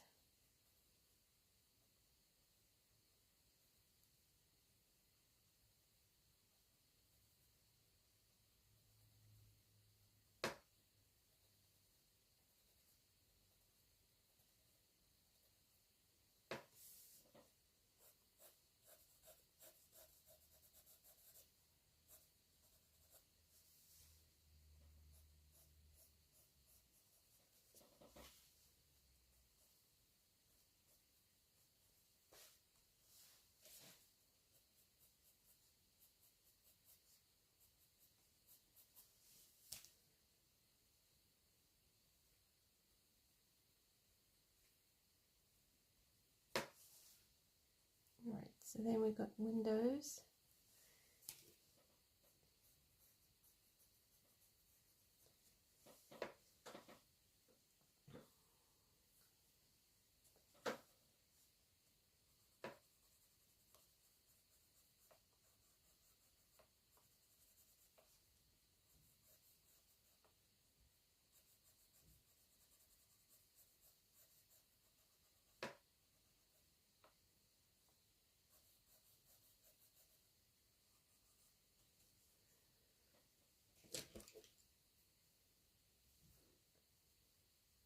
I missed this section here.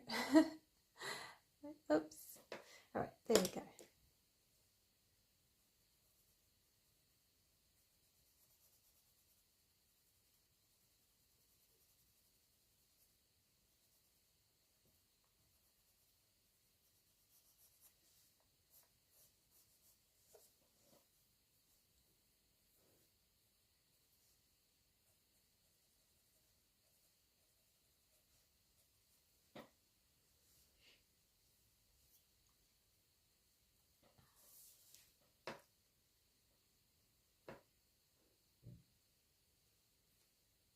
Just adding in some like window thingies here, and then I want to pick up with a paintbrush a little bit of that red oxide.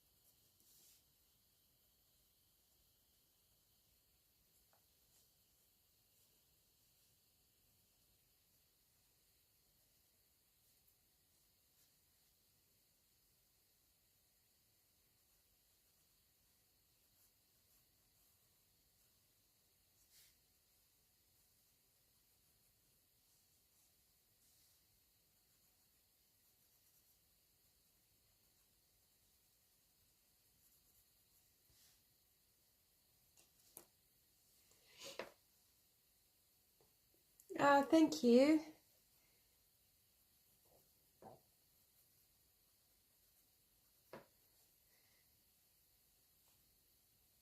It just takes a lot of more concentration than I expected. I was like, oh, it's okay. It's, you know, it's just a little bit of details. It's not going to take up that much. It will be fine. And I'm sitting here like really super quiet.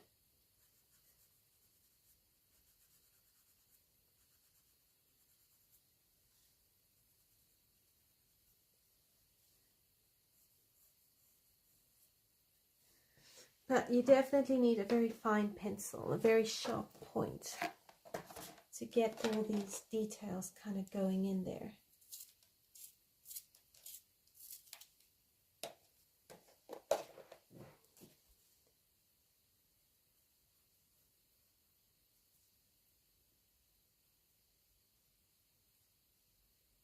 And you don't want to press too hard with the Prismacolor sharp point. It will just go really not well. So I'm going darker where I think it needs to be darker, and then I'm just going much lighter.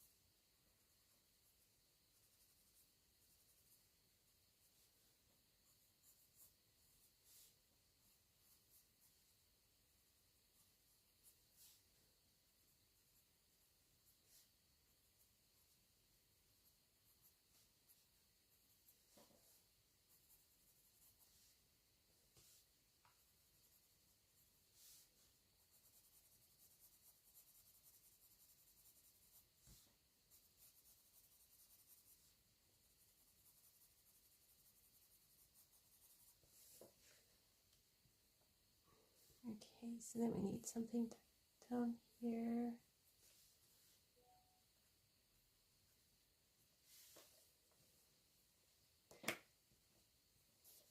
It's so tempting to just keep going and going and going. And just build it up.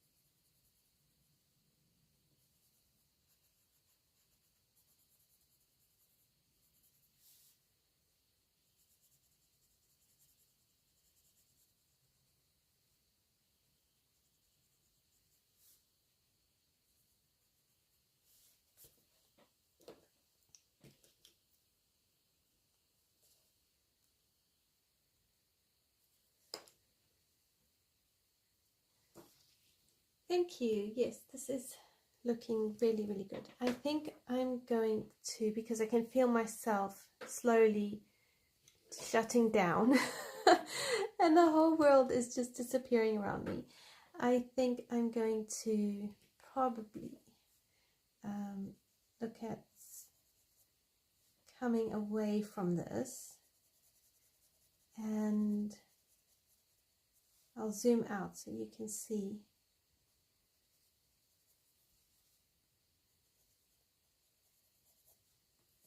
But definitely by using Inktense for the walls and then just a little bit of details, it does help a lot. And it speeds up the process. So let me zoom you out so you can see it a bit better. Because I promise you, I'll be here all night. At this rate, I'm going to be here all night. There we go. So that's sort of the idea. I'm not going to do too much more on the building, but I want to try and build up this section here quite a bit. I want to smoothen out the background and then try and smoothen out the clouds a bit more so they look a bit like this. I'm going to swap Posca pens and probably try a different one and see if I can deepen up the whites. But yeah, I think if this comes a bit richer, it will contrast the red castle quite well. So I'm gonna carry on playing with that off camera. But if you want to see me work on this more on camera, let me know in the comments, and that would be great. So thank you so much everyone for hanging out with me, for chatting, and I really appreciate you. This has been a lot of fun and I've really enjoyed using Inktense pencils this month and trying to dedicate the month a bit more intentionally to watercolor. So I've really enjoyed doing that, and I look forward to more live streams next week. So Monday 8 p.m. London time, and if you have any ideas of a different coloring book you'd like to see me try do on a Monday, let me know as well in the comments, and I will see you soon. Thanks everyone for hanging out and have a great week. Bye for now.